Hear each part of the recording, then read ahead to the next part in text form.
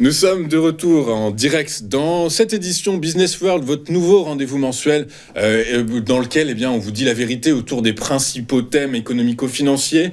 Juste avant de rebondir sur l'actualité politique et économique française, on va réaborder très rapidement le thème des ETF. On en parlait à l'instant avec Tom Benoît des ETF, notamment Bitcoin, spot Bitcoin. Et on remarque qu'il y a un vrai engouement autour des ETF dans le monde. Ils atteignent les niveaux de collecte sont records actuellement.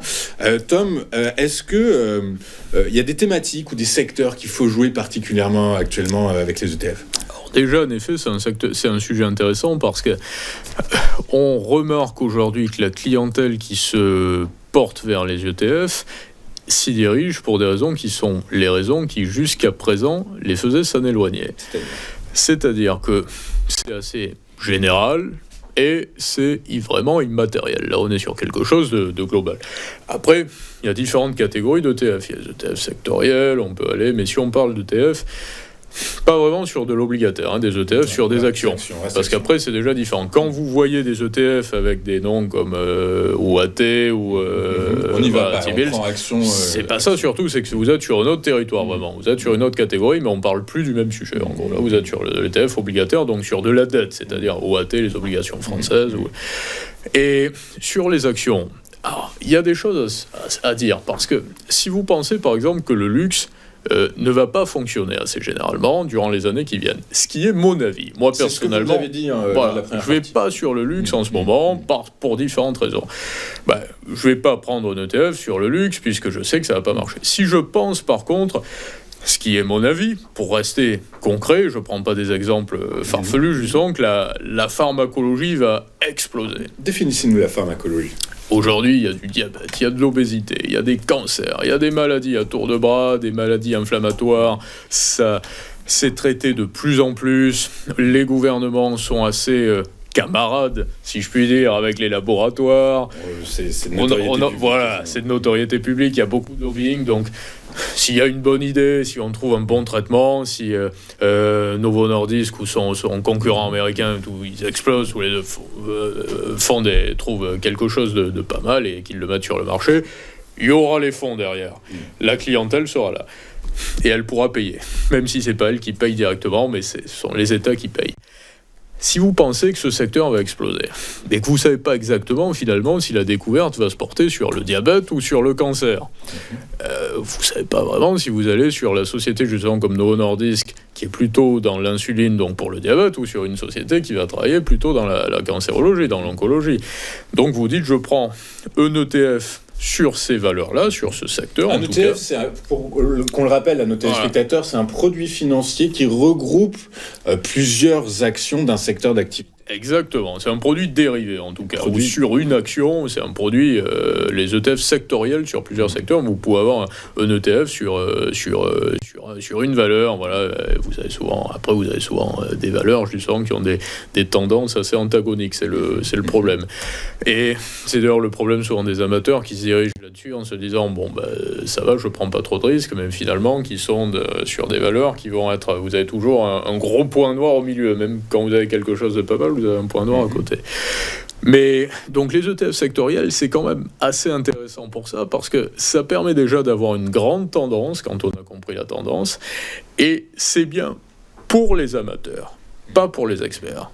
Donc c'est peut-être pour les gens qui nous écoutent plus précisément. C'est ça. Vous dites qu'il y a un risque en fait, en réalité, un risque de perte en capital. Si vous connaissez bien surtout, si vous connaissez bien le secteur, vous avez compris quelle valeur allait exploser. Vous n'avez pas besoin d'aller sur un ETF sectoriel et vous dire j'essaie de générer, parce que vous avez beaucoup d'épargnants qui se disent si je prends un ETF monde, le gros ETF monde justement, je suis sûr d'avoir de la performance, parce que dans le tas il y aura une qui performera. Il n'y aura pas de catastrophe, et puis exactement. On voit que la bourse se porte plutôt pas mal généralement, exactement. Donc je sais qu'il n'y a pas de risque. Et même quand vous allez dans des grandes banques aujourd'hui, poids lourd vraiment, je parle des grosses banques privées, qu'est-ce qu'ils font ? Ils ont ils vous indexent par rapport au S&P 500 ou CAC 40, donc il n'y a pas de risque. Donc les ETF, c'est intéressant pour ça, mais en tout cas, ça prend une part assez phénoménale, et toute génération confondue, donc ça plaît naturellement aux jeunes, c'est dématérialisé, moderne dans l'état d'esprit, mais beaucoup aux jeunes retraités aujourd'hui, cette génération de post 68 ans, on va dire, qui manie bien le numérique, qui connaît l'informatique et qui, justement, a compris tout ce qu'on venait de dire. Ok, très clair. Donc, les ETF, donc vous nous dites, effectivement, c'est un produit financier intéressant. Vous nous dites de regarder la pharmacologie. On va effectivement s'y intéresser. Tom, si vous le voulez bien, on va basculer sur l'actualité française maintenant, l'actualité politique et économique française. Ce que je disais en fin de première partie, c'est que si on dézoome, on se rend compte que depuis à peu près un semestre, globalement, la France n'a pas de gouvernement. C'est une situation inédite qu'on n'a quasiment jamais rencontrée. Est-ce que il faut s'alerter sur le fait que, à l'endroit de l'économie française pour 2025, est-ce qu'il va y avoir des conséquences et un impact majeur ? Sur le plan obligataire, c'est-à-dire de la dette, aujourd'hui, il n'y en a pas spécialement sur les taux d'intérêt, en tout cas. Ils sont stables. Ils sont stables. Ils sont même plus bas qu'à la période où... la BCE. Oui, c'est la BCE. On y reviendra. Qui intervient même quand elle ne l'avoue pas, quand elle ne le dit pas. Vous verrez rarement des gros titres de presse en disant « ça y est, ce matin, la BCE est intervenue ». Non, ça relève des bruits qui courent. Le marché obligataire français, plutôt stable, même s'il y a un risque politique évident. Plutôt stable, mais pour des raisons qui sont à double tranchant et très risquées. J'en ai parlé régulièrement. N'oubliez pas une chose, il faut le rappeler aux personnes qui nous écoutent et qui veulent comprendre. Vous avez un pays qui s'appelle la France qui est surendetté, c'est-à-dire un État. Quand j'entends parler de dette hors bilan également, ne tombez pas dans le piège de la sémantique. Ne vous amusez pas à vous faire peur, si je puis dire. Pourtant, cette dette hors bilan. Différemment. C'est pas la même chose. Si vous, aujourd'hui, vous avez 400 000 euros de crédit sur votre maison et qui ont été contractés, ces crédits, à la banque... C'est dans mon bilan. C'est dans votre bilan. Et après, vous allez me dire, non, mais je suis aussi endetté parce que j'ai un fils ou une fille. Je sais que vous êtes jeune papa. Je ne sais pas, un fils. Et vous me dites, mais je vais devoir lui payer des études et j'ai prévu de lui faire Harvard. Donc ça va me coûter très cher. Je vous dis, attendez, ça, peut-être qu'il ne fera pas Harvard parce que la situation sera difficile pour vous et que vous aurez été mis sur la paille avant ça. Il fera je ne vous le souhaite pas et je lui souhaite de faire mieux. Mais ce que je veux dire par là, c'est que ce qu'il faut voir, moi, ce que je vois, c'est que quand on parle de dette publique, ça veut dire que la France a 3200 et quelques milliards de dettes sur les marchés qui sont en portefeuille, qui ont déjà été achetés. Et c'est cette dette qu'il faut rembourser. C'est ça, la dette. Après, la question, c'est de se dire, est-ce que la France, justement, va avoir d'un seul coup des taux d'intérêt à long terme qui vont monter en flèche parce qu'elle ne va plus suffisamment rassurer et parce qu'on va se dire elle peut plus lever l'impôt. Et les gouvernements, il n'y a même plus de gouvernement. Il y a encore de la place pour lever de l'impôt en France. Et il n'y en a plus, justement. Il n'y a plus de place. Il n'y en a plus parce que toutes les sociétés, quand on vous dit que la France est une grande économie, c'est pas faux. Il y a de grosses sociétés. Il y a pas mal d'actifs en face aussi. Enfin, d'actifs, j'entends d'actifs. J'allais y venir. Voilà, et l'impôt sur les sociétés, il est levé à quel endroit ? À l'extérieur, les grosses sociétés françaises. Et elles rêvent toutes d'aller se faire coter ailleurs.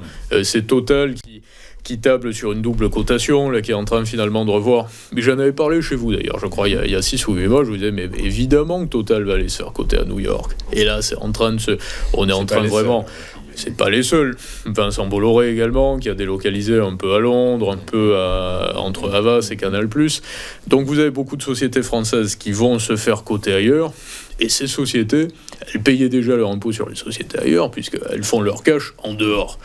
Donc si on dit que la France est une grosse économie, c'est une grosse économie de façade, mais elle n'est pas en capacité par rapport à son économie, au flux qui relève réellement de l'économie de marché, d'augmenter l'imposition. Donc ça ne passera pas par l'impôt. Tom Benoît, on parle d'imposition, on parle de fiscalité. Est-ce qu'en fait, vous dites qu'il n'y a plus de place, effectivement, il semble qu'il n'y ait plus de place. Peut-être une petite, c'est celle à l'endroit des grandes fortunes. Est-ce qu'il faut lever le tabou de l'imposition des grandes fortunes ? Moi, je suis contre la taxation des grandes fortunes, je l'ai toujours dit. Mais pour plusieurs raisons. Parce que premièrement, c'est un mauvais état d'esprit. Moi, je suis contre l'aide aux grandes fortunes. Par contre, je ne suis pas vraiment d'accord sur le principe de dire qu'il faut signer des chèques pour des sociétés qui appartiennent, qui sont logées dans des holdings qui effectivement sont des grandes fortunes, c'est un fait. Donc, on les aide pas. Mais on va pas leur piquer leur argent, quoi. Voilà, je veux dire, s'ils gagnent de l'argent parce qu'ils ont réellement une économie qui fonctionne, laissons-les, je crois qu'ils génèrent déjà suffisamment de prélèvements. Ça, c'est la première raison. Mais la deuxième, c'est surtout parce que ça marche pas. Voilà. Ça marche pas, pourquoi ? Parce que... Ça fonctionne pas parce que ce qu'on appelle les grandes fortunes, mais quand on parle de super profits... Oui, c'est là où on est... C'est Hermès... LVMH, Total, exactement. Et il n'y en a pas beaucoup. Ils ont déjà des armées de fiscalistes qui leur permettent d'échapper très allègrement à l'impôt. Et si vous instaurez un impôt sur les grandes fortunes, ils auront tous les moyens de le contourner. Il faut être quand même assez concret, après on est en jeu. Il faut être pragmatique. Voilà, pragmatique. On est en jeu ouvert aujourd'hui. C'était justement l'ambition de tous les européistes qui voulaient la libre circulation des capitaux, et puis après de tous les mondialistes qui ont aimé la mondialisation triomphante. J'ai envie de dire, la mondialisation a triomphé, là on est en train un peu d'en payer le prix parce qu'elle est quand même beaucoup plus mortifère. Mais par ailleurs, elle est bel et bien là, et c'est vrai que même individuellement, même si vous n'êtes pas Bernard Arnault, vous pouvez partir, vous pouvez vous délocaliser physiquement, et vous pouvez continuer à gérer des affaires à droite et à gauche, c'est-à-dire aux États-Unis ou en Asie, en France, et avoir des activités secteur par secteur, grâce à Internet, grâce à la libre circulation des capitaux, grâce à la numérisation des banques également. Faites passer des paiements d'un continent à un autre comme rien aujourd'hui, c'est pas le cas il y a 20 ans. Effectivement. Alors, pour autant, la mondialisation dont vous parlez, effectivement, est en fin de cycle, on le sait tous maintenant. Elle est surtout dans une période où elle fait plus de massacres que ce qu'elle apporte de bénéfices. Mais il n'y en a jamais autant eu, par ailleurs. Exactement. Mais alors, justement, vous parlez de massacres liés à la mondialisation. Si on se focus sur la France encore, on va parler du surendettement des ménages qui atteint des niveaux records. Est-ce que ça va pouvoir s'arranger quand même ? Est-ce que ça peut s'arranger ? Est-ce que finalement on n'est pas dans une spirale d'endettement qui fait que ce soit l'État ou les ménages, le crédit est malheureusement un revenu, est devenu un revenu comme un revenu classique. Ça, c'est une grosse problématique parce qu'aux États-Unis, il y a beaucoup je crois qu'ici, c'est une augmentation de 12% sur la dernière année. Les dépôts de dossiers, de surendettement. Et aux États-Unis, il y a beaucoup de crédits sur les cartes de crédit. Ils arrivent un peu au bout là en ce moment. Ils continuent à faire des crédits sur les cartes, mais il va y avoir un gros problème sur le premier trimestre 2025. On va entendre parler de ça. Et en effet, il y a beaucoup de ménages qui n'ont plus de capacité à générer du cash. Mais un peu pour les raisons que nous évoquions précédemment, parce que les capitaux passent tellement rarement par l'économie réelle aujourd'hui et ça passait aussi par l'immobilier. Je parlais de Dubaï précédemment. Vous regardez aux Émirats Arabes Unis, attention, je veux pas qu'on dise oui mais Dubaï c'est un microcosme, il y en a qu'un dans le monde, on fera pas. Premièrement, c'est beaucoup moins ostentatoire que la dimension qu'on peut penser, ou la dimension qu'on lui attribue généralement. Et vous avez beaucoup d'argent qui est gagné. Quand je dis beaucoup d'argent, je suis volontairement prosaïque parce que je parle de ménages et de petits investisseurs par l'immobilier.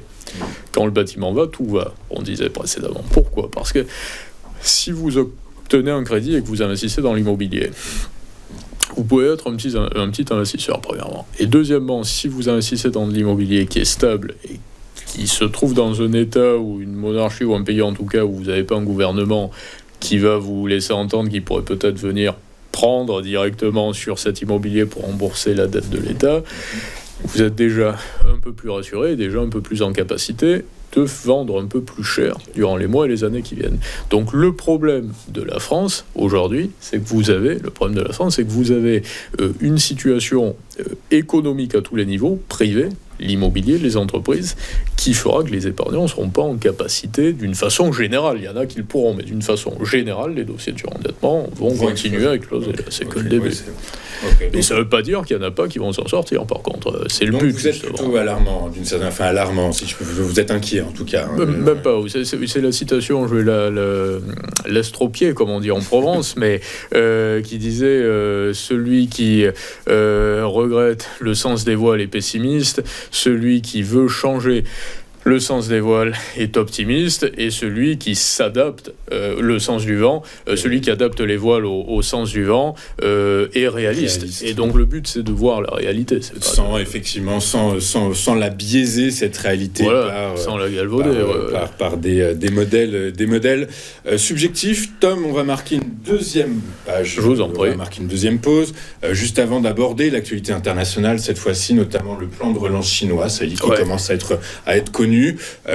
Inévitablement, ça va être la dévaluation du yuan que les autorités locales vont mettre en place. C'est la seule probable solution qu'ils avaient face au risque Trump. On voit ça dans un instant. Absolument. Okay. Alors, qui veut parler aujourd'hui ? Oui, Jean ? Moi, j'ai investi tout mon bonus de fin d'année dans des actions parce que le logo était sympa. Moi, j'ai suivi les conseils de l'influenceur millionnaire In One Click et ils m'ont juste envoyé ça. J'ai pris des actions GameFlop et on m'a dit que ça allait remonter. Vous connaissez? Moi, grâce à IG, j'ai accès à des analyses et des outils super performants. Du coup, ça m'aide à prendre les bonnes décisions. Grâce à IG, tout le monde peut investir sur les marchés. Même Jean. En plus, moi, j'adore les logos rouges.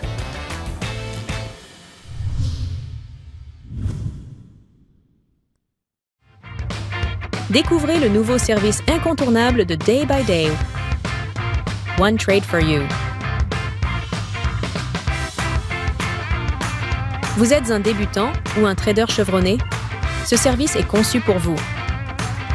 Imaginez avoir accès à des analyses d'experts, vous permettant d'améliorer vos trades sur les produits dérivés. Abonnez-vous dès maintenant sur onetradeforyou.fr, car votre succès est notre priorité.